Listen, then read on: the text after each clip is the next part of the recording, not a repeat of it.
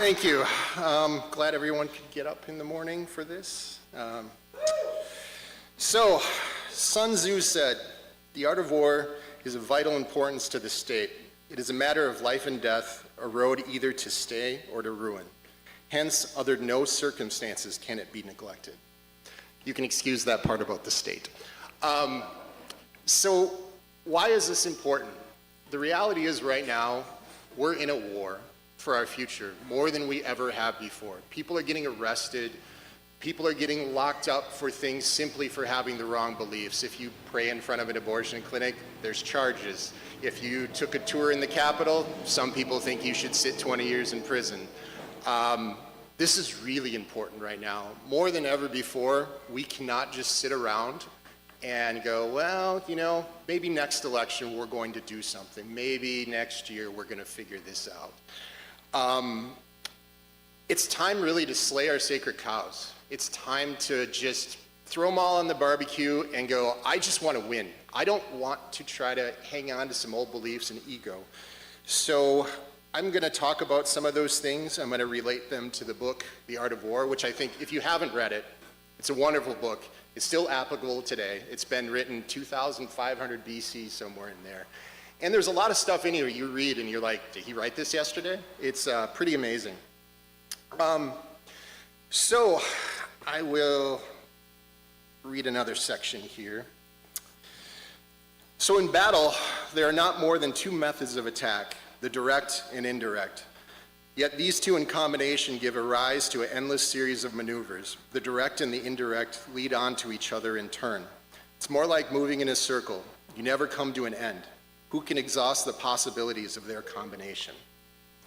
Why that's important is the reality is actions are greater than words.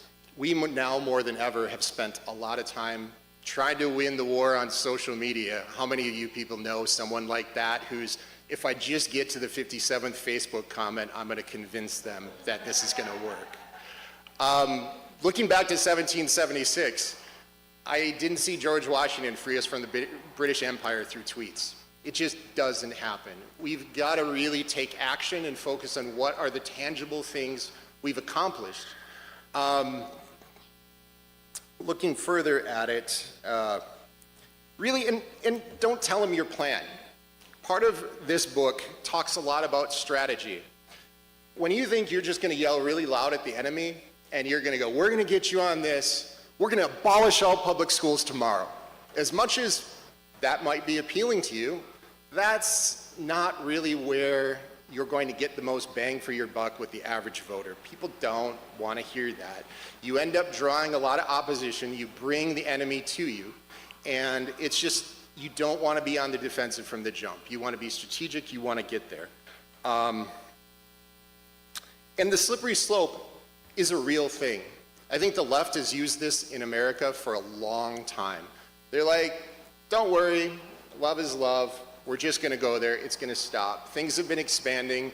And now, and depending on your views, this may or not be something bad to you, but you know, we have now reached the point where it has become not just mind your own business, but you better affirm everything I believe, or you are the enemy, and we are going to come at you.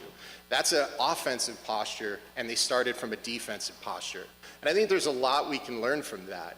Instead of always going to the end game and trying to go to the conclusion, let's say you want to get rid of public schools. You're certainly not going to do it by shouting that out tomorrow. You're going to draw a bunch of enemies. You're going to draw a bunch of defense to you. You're going to rally people around. I've seen this so often in the state. There's organizations, Save Our Schools. You drew the enemy to you before you had a plan. You were just drawing the attack. It says in this book, one of the worst things you can do is attack a walled city. The first thing you want to do is win with your enemy without firing a shot. You don't do that by going, I'm right here, come fight me, I'm the worst of your enemies, let's take you on. And just not a good thing to do in today's world. I'll take another part in here. I could have went new school and did a PowerPoint and made you all read that, but I think it's better coming from the book considering the age of this. So, thus, though we have heard of stupid haste in war, cleverness has never been associated with long delays. In all of history, there is no instance of a country having benefited from prolonged warfare. Only one who knows the disastrous effects of a long war can realize the supreme importance of rapidity in bringing it to a close. It is only one who is thoroughly acquainted with the evils of war who can thoroughly understand the profitable way of carrying it on.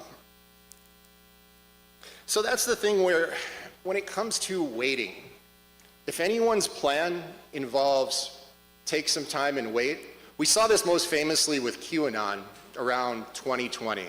A lot of the QAnon conspiracy theory was wait, trust the plan. That actually comes back from a Marxist tendency over in Yugoslavia, where they actually put out false information where they pretended they were on your side, and they tried to get everyone to just wait and hold on, change is coming. Don't worry, we're gonna get this, we're gonna win this in the end. And what they did was they caused their opposition to just sit there and wait. And they had hope, so they weren't downtrodden. They're like, yes, in a couple years, we're gonna win this. The QAnon conspiracy theory, I'll just call it what it is, was just wait, trust the plan. You know, JFK Jr. is really alive. He's gonna be crowning Trump. Trump's going to take all the pedophiles down right on the floor of the White House. None of that happened. They waited, they trusted the plan, and things went on by. At the same note, I think we can fall into those cycles too. In Republican circles, I see this a lot. Once everyone wakes up, people aren't going to wake up. Everybody who's awake now is probably awake. You're gonna wake up a couple people, and that circles around back to what I said about Facebook posts. When you're trying to sit out there and post furiously about waking people up. I mean, I'll ask everyone in the room, are any of you gonna turn communist tomorrow because I have a persuasive argument up here? It's not gonna happen. We've gotten so much in a day and age now where information comes from two completely separate sources.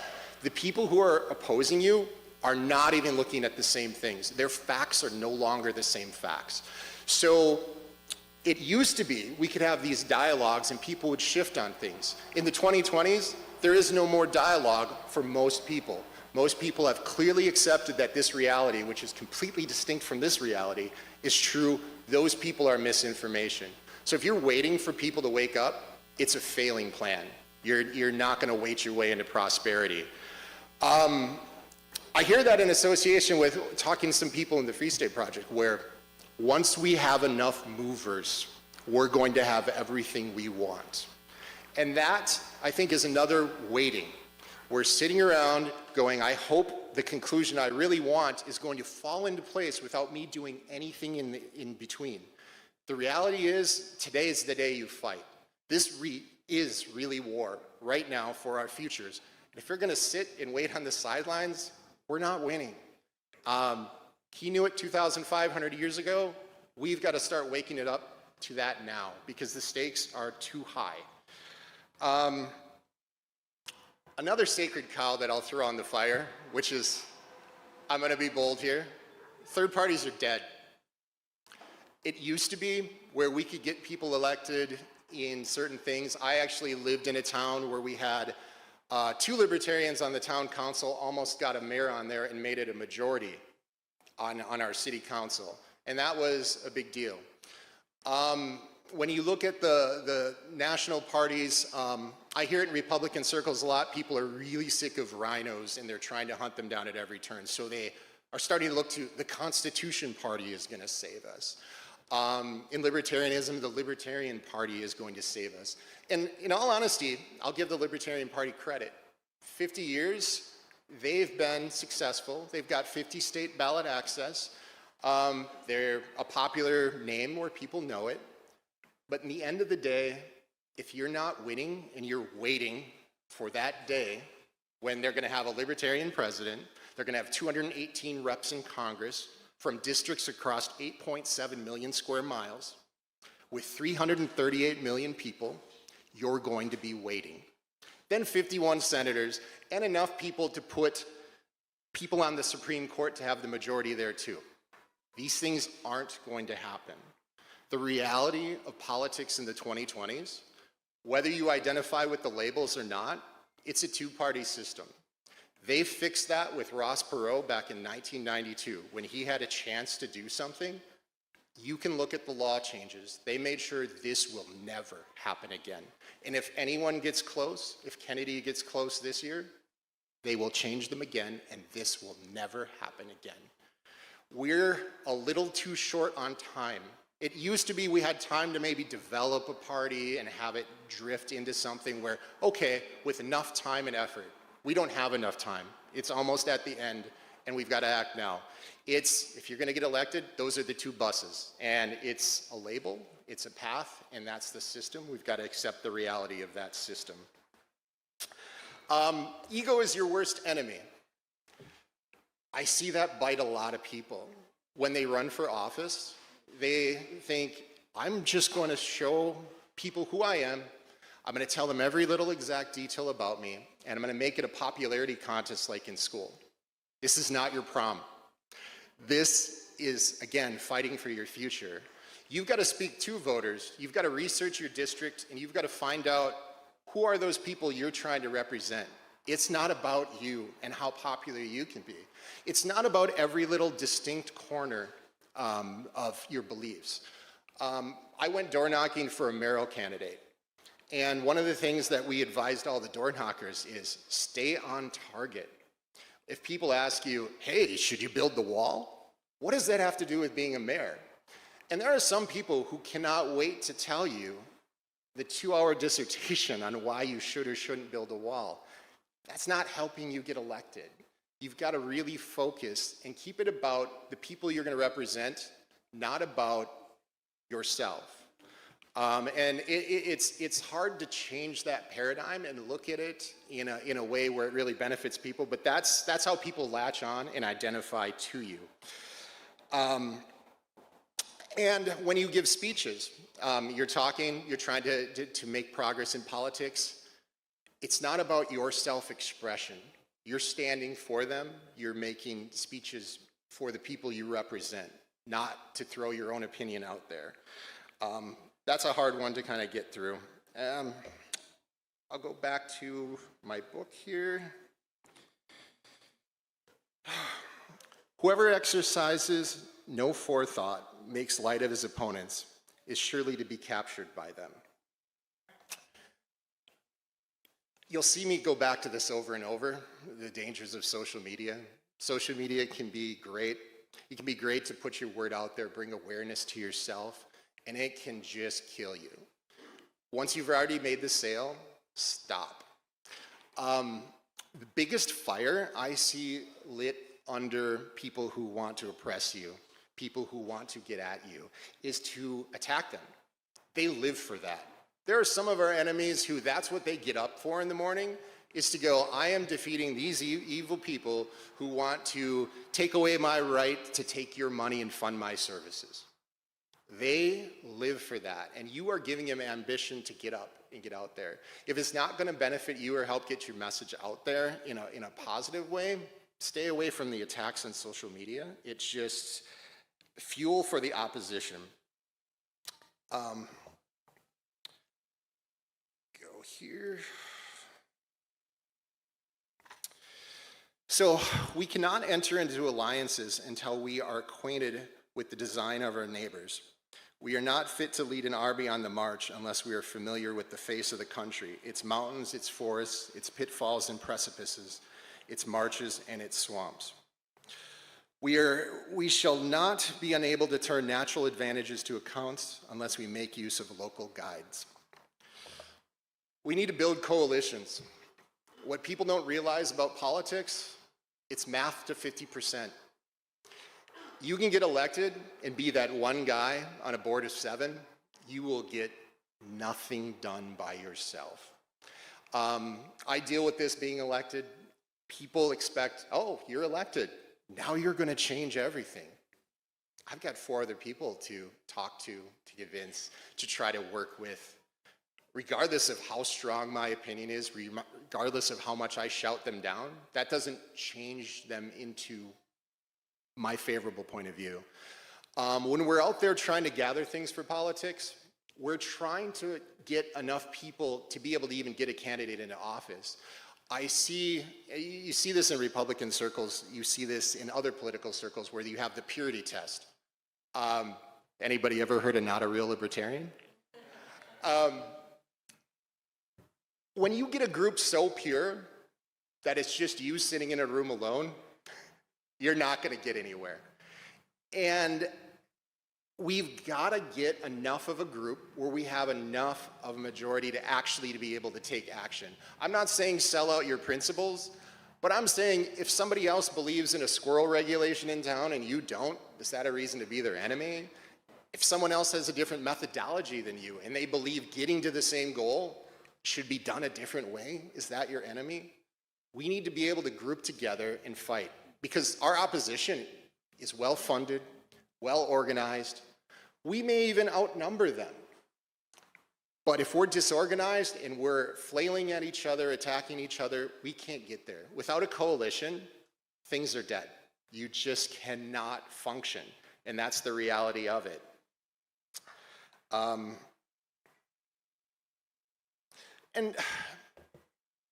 here's another sacred cow. I'm just going to be bold and say, the Overton window. As much as we want to move the Overton window by speaking as extremely as possible, the reality is you can drown out your own voice by doing that. I think the Overton window is best moved by voices who are very strategic, targeted, and planned, not just spewing what's in their head. So if you have certain people speaking up that aren't the politicians, they can help move that window. But if you're trying to get into office and you're going to start going, you know, I'm going to abolish the Federal Reserve in a week, people start not taking you seriously because the public hasn't moved there yet. And I get that's the concept of the Overton window to move it, but you're not going to move it yourself as a candidate. You've got to let other people do that moving for you. And as I outlined before, sometimes you're drawing too much negative attention to things and you end up hurting your cause and pushing the window back the other way, which happens. And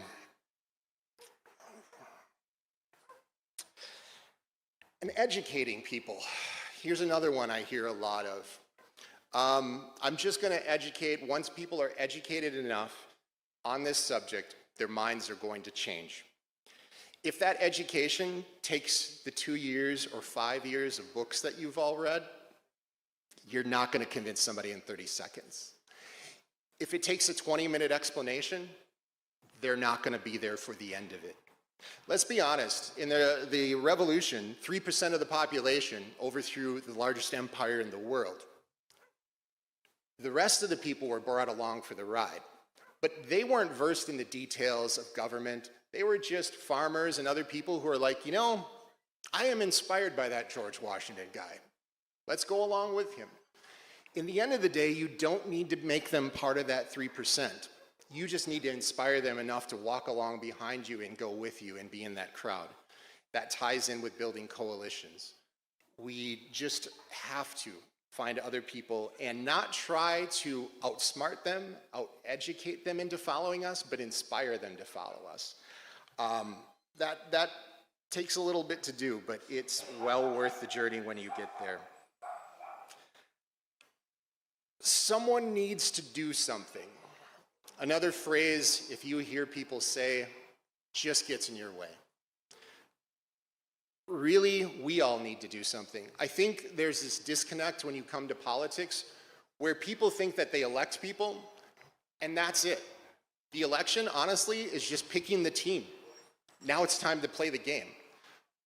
We cannot just elect and walk away, check that box on the day and walk away.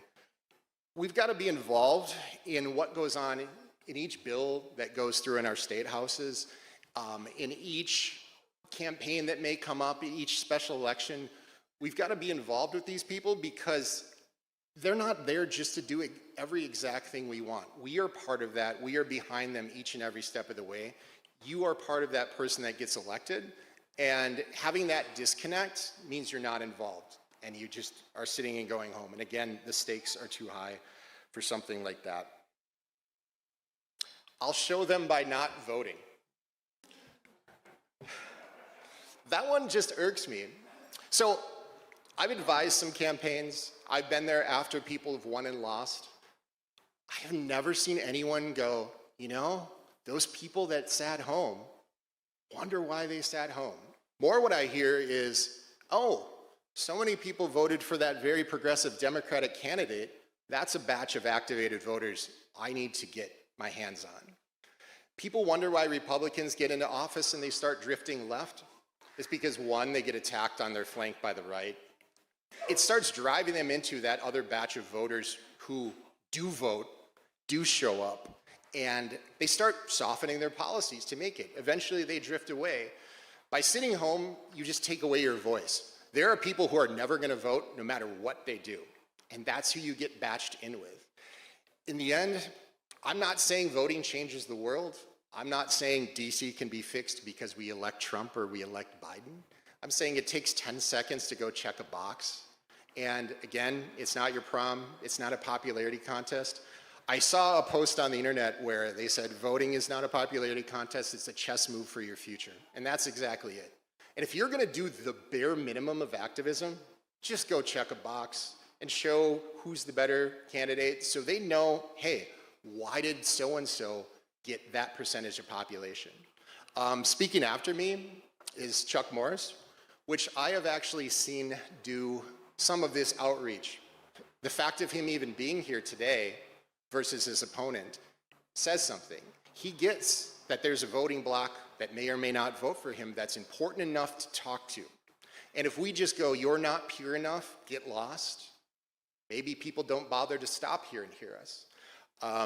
He adamantly endorsed Defend the Guard, which is a position a lot of people here hold. That shows that we're important and our voice is important and he's trying to get there.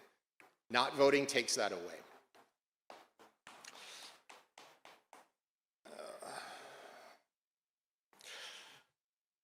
National politics are going to save us all. I love this reaction. I'm speaking to the crowd that knows. But I see so many people, and I talk to friends from out of state, and they're like, oh, did you see what Biden did? Or oh, Trump made this speech, and I just can't. And half the time I don't know what they're talking about because I'm so engrossed in what's happening on a state and local level here. We've got so many important policies that actually affect my future going on right now. We have things in my community that are going to affect my property tax bill significantly. You know, some of that stuff just, I feel is candy and to get us to wait. The mathematics on what it takes to fix DC are a lot. What we can do locally is affect our races here. There was a A-plus rated NHLA rep in our community who won his primary by 3 votes. And 2 of them are me and my wife down there and somebody else. So if you think your vote doesn't matter and you can't make a difference locally, that totally changed the dynamics versus his opponent who would be nowhere near what we would prefer in office.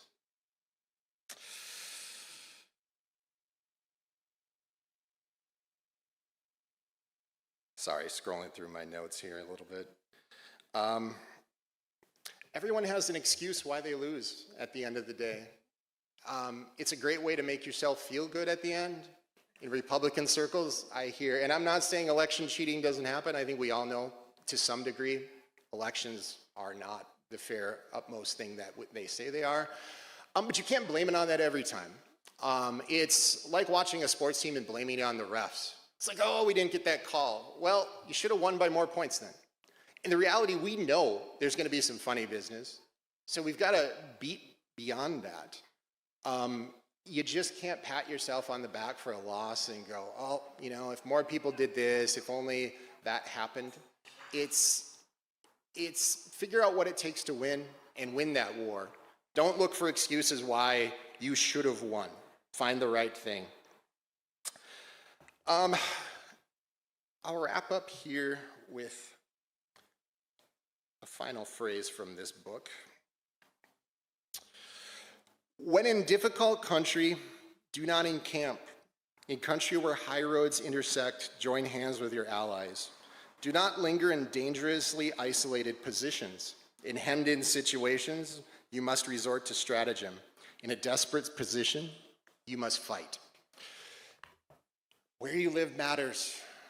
So those of you who don't know my background, I came here from Minneapolis, cold California, as I like to call it. The George Floyd riots literally lit a fire under me to get out of there. There was no hope there. I tried to get involved in politics there. Everybody is massively, deeply progressive, and that's the reality of it. Moving here to New Hampshire, where you have about 3,400 reps per person, where you can access your reps, where you can talk. We have an informed populace where we make a joke in New Hampshire, politics is the state sport. It absolutely is. People do pay more attention here. People are very active, and you have an opportunity to get into things. At the same note, I wonder what progressives are doing living in South Dakota or Wyoming. What's your chances of ever turning around that population there? You've really got to get to a place where there's a chance to make a fight and fight. I think in this state, we are on the border of things going one way or the other. People can look at our electoral map and go, well, it's blue. It's obviously a vastly progressive state. If you look under the hood, we've got a Republican governor, a Republican executive council, a Republican Senate, a Republican House. It doesn't really tell the tale looking at that picture, but it shows that here's where the battle is, and this is where we come to fight. This is where we come to win that war. With that, I encourage all of you, get out there, do your maximum, run for office. If you need help with running for office and you know how to get in touch with me, feel free. I love helping people out. I love people encouraging to get there and help just bring more people to the party. So with that, I'll gladly take questions. Thank you.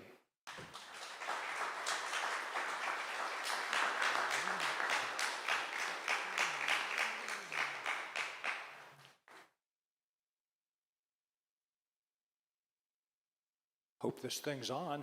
I can hear you. Thank you, Shawn.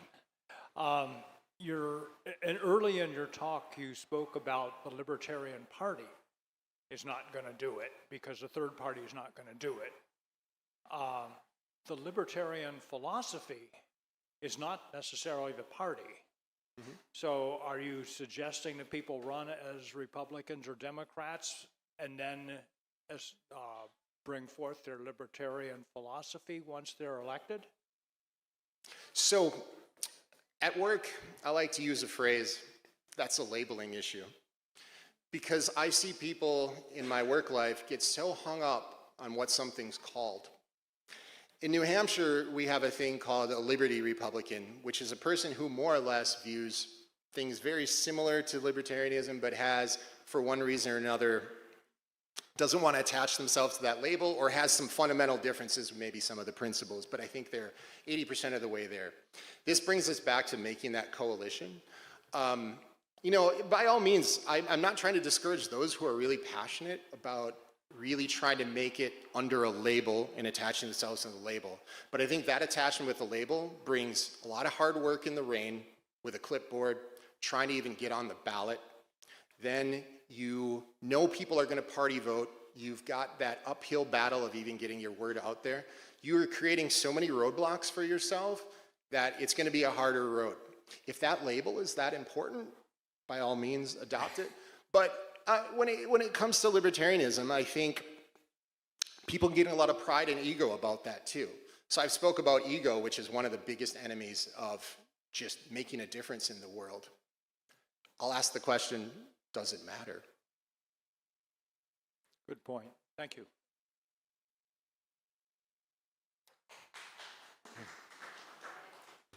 So you mentioned how it's kind of a losing game when you campaign to try to educate voters. So I wonder if you could say more about how you approached messaging in your campaigns and what lessons you learned from that. So how I approach messaging myself. The first thing I did when I decided to run for office was get to know my community. I wanted to know exactly what my district looked like. I did research on it.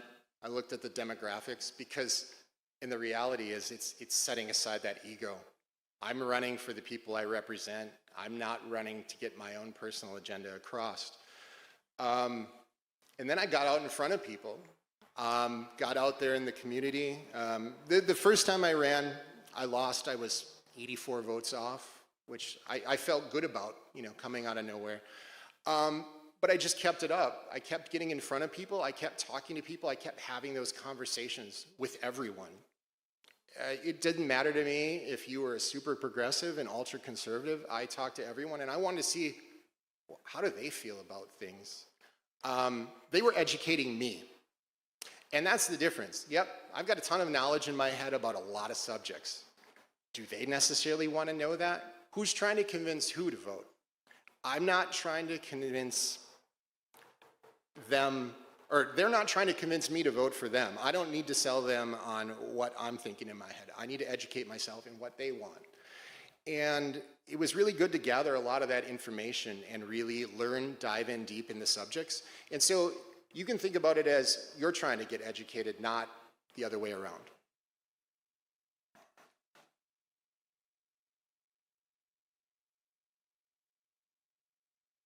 Can you make suggestions as to how to make a protest more successful, more effective? Absolutely. That's actually something I didn't cover in here, but was on my mind. Protests are hard. And this is where politics has really changed in the 2020s. It used to be that when you brought awareness to a subject, politicians would see that awareness and they go, oh, there's a lot of people out there that are really upset about this subject. Maybe I should do something. You see it most distinctly at the federal level, where we could pack 1 million people in front of the White House. I don't think they care. I don't think they care at all. And it's sad that that state of politics has happened. I think it gets down to the local levels now more too. There are some who care, some who don't. I try to answer every call and email, and I've done it up till this point. There may be a point where I get too many where I can't.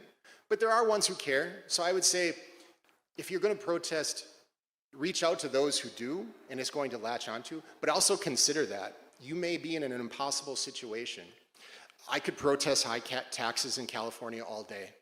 It's not going to change no matter how many people I fight, because fundamentally, that's what they want to do. I talked to a particularly discouraged person on this subject, and they're like, they just won't listen to us. And I said, yeah, and you've got to accept that. The only way to beat some people is to be those people. And that's where you've got to take, okay, they're not listening to the protest. What's the next step I can do to push that agenda? What are the people who are in charge of this decision, and what do they care about? And can I push them there? So there's a possibility, instead of just making awareness about an issue, go, how does this issue favor the people who make the decision?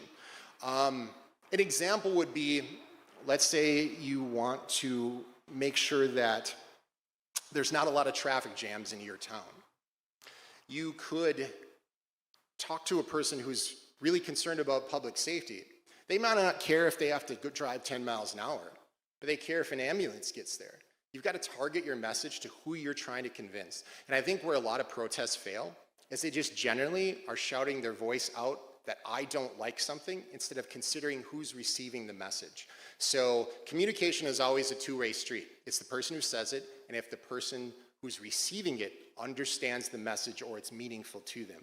And so my advice would be to gear your protest in a way that the person the message is intended receives it. If they won't receive it, replace them.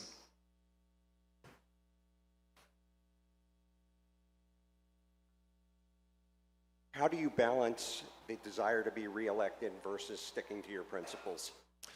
Sorry, what was the second part? The desire to be reelected versus sticking to your principles. So for me, that's an easy one, because I don't care if I get reelected. Great answer, thank you.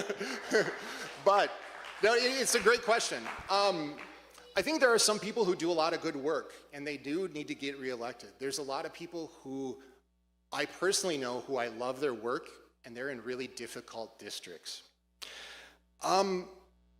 There's ways to always stick to your principles, but realize you cannot achieve everything you want. And sometimes, especially in those difficult districts, you may have to give some, because you are representing those people. And I think if you go into it with a pure heart on that, and take it where I am really trying to represent the best of my constituents and make sure that part of them has what they want versus what you want, that comes through. If you do the intangibles, like you listen to people, you go out and you communicate, and they feel you're available, and you're not just that faceless politician, I think that transcends all ideologies. It's a thing that I really pride myself and made a cornerstone of my campaign is I want to be there, show people I really care, and it's not an ideological thing. I'm really trying to make a better place for us all.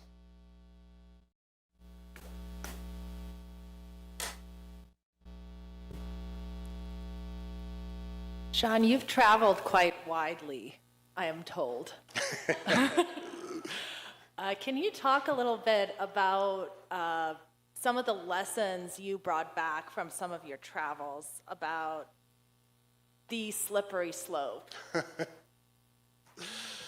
Yes, this is another sacred cow I skipped over. It's got to get worse before it gets better. I despise that phrase. There are people that are like, you know what? If we sit home, they lose heavy in November. Next time they're going to care, and we're going to get them. I've seen countless countries where it got worse and it didn't get better. I think China's still waiting. I don't know. But you can't, once that stuff gets embedded, let's be honest about how politics works. That non-3% who's not really active, incumbent, oh, cool. Or, I recognize that guy's name, check the box. It goes down to a lot of that. So when you let people get embedded in these positions, even one term, it can be very dangerous. In my town, there used to be a philosophy that we don't get involved in town elections as a Republican committee. I think that's the biggest danger, and that means that your opposition gets in every one of those positions. They build name value, even if it's library trustee, cemetery trustee, supervisor of the checklist, things that you may have not even thought about before. The thing is, those things build name value, they're stepping, and all you're doing is building these people's futures. And we need to be able to get in front of that. That slippery slope starts a long time before most people think about it. I've been in a lot of Eastern Europe where I saw people who really care about freedom now because they've got it taken away for 50 years plus. I, in Budapest, saw I believe it was 1956, where the Soviets rolled in and just killed men, women, and children and go, you know what? We don't care that you protest. You're going to submit to our regime. And that's the way it is. Once these people get power and they have the ability to exercise the power, they don't care what you think. And it can get to that point before you realize it. And once it gets there, it is hard to dig out of that hole. So be very careful of thinking you can lose today and still save tomorrow. Any other questions from anyone? Oh, awesome. How much of a personal commitment does it take to get in this? Like, I would like to get involved, but I have, like, you know, a gigantic tax bill for property tax. I have responsibility for my employees, and I kind of don't have the time or the resources to do it, but I want it. And, like, do I sell half of my stuff to have resources so I could run, or? I wouldn't advise you to do that, but it's a great question, and it's a question that I get a lot when I'm speaking at other places trying to inspire people to run for office, because I think there's that intimidation factor where I just don't have time for this. I've got a busy life. I've got things to do. I've got kids to take to sports games. At a minimum, if one thing you got from this speech, vote. But besides that, you can support candidates. So say you don't have the time, but you know somebody who's good. There's not enough people, I think, that donate, help support those campaigns. It's a lot of work to run for office. It's a lot of work sometimes to be in office, depending on how serious you take it. The other thing that I could say is there are things that don't take that much time. So in our town, we have a cemetery trustee board. They literally meet 3 times a year. There are things that you can get involved in that are very minor, but if anything, you're keeping that spot from a person who's bad, who may be building their political capital for the future. You're also saving the other people, because for being the head of a town committee, I know we're trying desperately to fill out some of these spots sometimes, and you just don't have the people. Just by stepping up and taking up that 3 days a year of time, you've saved it. We can take somebody who does have the time, put them in a different spot and go. Going to your local meetings and meeting with people who are involved, just sometimes that support of having a person in the audience so they're not sitting in an empty room with 3 people who are really trying. Even if you don't have the time to contribute, your presence alone really helps out a lot with a lot of people. So it's just having that desire and going, where do I start? And I'll be honest with you, that's where I started, where I'm like, oh, let's just get in a little bit. Let's just go to this meeting and we'll hear what people have to say. And I always make the joke that politics is a horse, that people are like, hey, look at this nice horse. He looks nice, he's shiny. You should get on and just see how the saddle fits. And then I get on and it starts trotting and I'm like, well, the ground's moving faster. Now it's in full gallop, and what am I gonna do? Here I am, I spend like 5 days a week at this, and 6 sometimes. I carve out personal time, so I make sure my home life stays. I think you've got to be careful of the other side of that. Do not get burnt out. You cannot do this 7 days a week. Make sure to take time for yourself. But, you know, it's rewarding. It's worth it. I feel like I'm making a better world. So, yeah, that would be my, you know, start small, do what you can. Don't feel like you need to run a marathon. Just, you know, handing somebody water who's running can make all the difference.